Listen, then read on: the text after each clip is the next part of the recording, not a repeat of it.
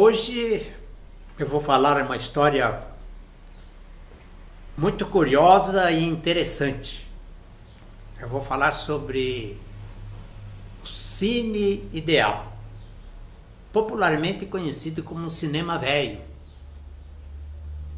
Antes de começar a história do Cine Ideal, eu gostaria de fazer um adendo para falar da palavra ideal, que era muito usada pelos nossos pioneiros em quase todos os seus estabelecimentos. Começando, o cinema tinha o nome de Cine Ideal. A padaria da Dona Linda Cavallari tinha o nome de Padaria Ideal. O açougue do seu Alberto Stangerlin, hoje do Bilico e da Dona Terezinha, chama até hoje açougue ideal. O salão de barbeiro do senhor Armídio Sestari era salão ideal.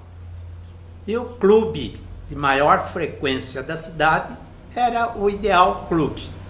Aliás, os nossos pioneiros usavam o ideal como sendo, então, uma meta, um objetivo para que eles tinham na vida. Mas, afinal de contas, como surgiu o Cine Ideal? Ora, eles tinham feito a sede, eles tinham já um salão com as 300 e poucas carteiras, ele tinha o palco, então comprou então um projetor, colocaram a tela no palco e aí fizeram então as primeiras exibições de filmes. Como eu disse, os filmes vinham da cidade de Botucatu, onde existiam as distribuidoras. Os filmes chegavam naquelas latas amassadas de tanta barbeação que tinha entre uma cidade e outra. Muito bem. Mas acontece que o nosso cinema, como ele tinha apenas um projetor, e esse projetor, ele tinha a capacidade de projetar apenas 2 rolos de filme. Terminando esses 2 rolos, era preciso trocá-los. E essa operação, feita pelo operador da máquina, demorava aproximadamente uns 15 minutos. Os 15 minutos acendia a luz, os homens saíam do cinema, dirigiam até um bar que existia bem em frente, tomava café, comia um pastel que era frito na hora, fumava o seu cigarrinho Fulgor, que era o point do momento, e ficavam ali fora conversando.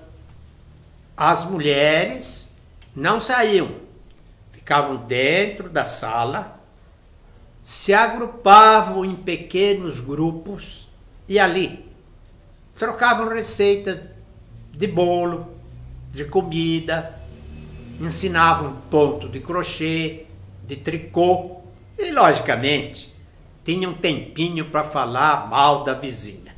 Mas isso é coisa normal. Muito bem. O começo do cinema foi muito interessante. Os primeiros filmes que foram exibidos, eles eram mudos, não tinha som. O que fez a sociedade italiana? Comprou um piano e contratou uma francesa radicada aqui em Barra Bonita, Mademoiselle Germaine Piquel, que ficava tocando música clássica no piano enquanto os filmes eram exibidos. Até que depois de muito tempo apareceram então os filmes sonoros. Agora, interessante lembrar que a exibição do cinema, ou seja, eram exibidos os filmes na terça-feira, na quinta, no sábado e no domingo. Segunda, quarta e sexta, o salão estava à disposição dos seus associados.